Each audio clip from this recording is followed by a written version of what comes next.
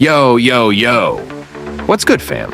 It's your boy Unknown back at it again, coming at you with a sick tune for the Nissan S14. Now, listen up. All you new players on PC, I know you might be struggling to find your way around the tune shop. Fear not, because even though I'm a mobile player, it's all pretty much the same, and I got your back. I'm going to show you how to avoid those costly mistakes that'll set you back in the long run. As you know, ain't no one got time for that, and there ain't much money in the grind either. So sit back, relax, and let's dive into this fire tune for the Nissan S14. Get ready to dominate the streets, because we're about to take your ride to the next level.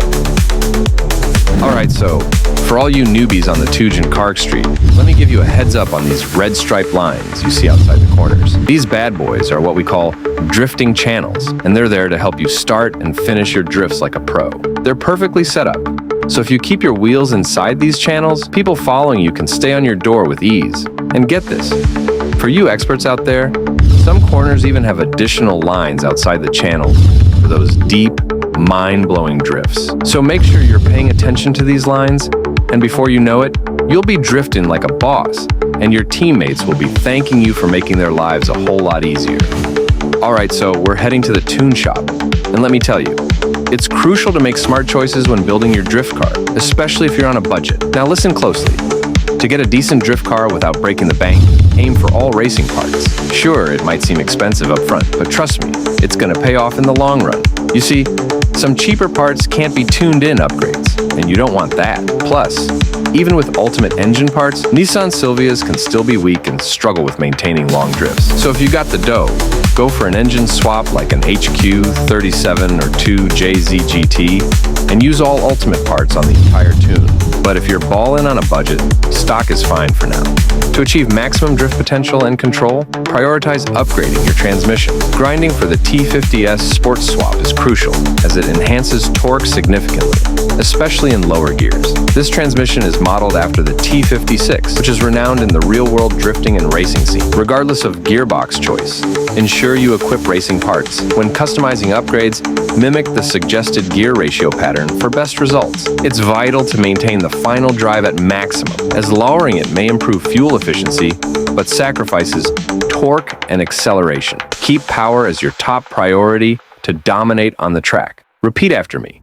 High final drive, low gear ratio. Get first gear to go max top speed between 90 and 100 kilometers per hour. Then make this pattern starting at 6th. Get it between 330 and 370 kilometers, and then flatten across to 3rd and put second halfway between 3rd and your first gear setting.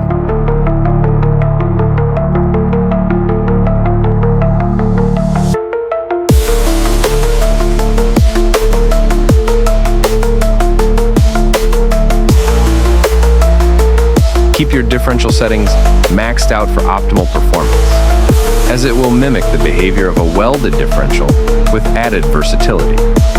This setup allows for controlled slip initiation when drifting and enhances traction when exiting corners, resulting in improved momentum and handling as you transition into the next corner. Next, in body parts, you only need to buy the weight reduction, either racing or ultimate.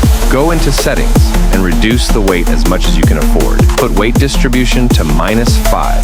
As you can see in the bottom right corner, this S14 has 59 in front and 40 in rear. This will balance the weight in the car and make it rotate in the center when drifting, which is optimal. For suspension setup, don't stress if your numbers don't perfectly align with mine, especially for dampening. Instead, replicate a similar pattern. This tune is based on real-world S14 specs, which CarX has meticulously simulated. If you prioritize form over function, go ahead and rock extreme camber for a 6 stance, though know that you'll compromise performance. For caster, resist the temptation to go high. 5.5 to 7 max is the sweet spot for better drift control and stability. Excessive caster won't improve drifting. Lastly, for wheels, use the recommended tire pressure or move up a notch for lower horsepower engines to generate more wheel slip.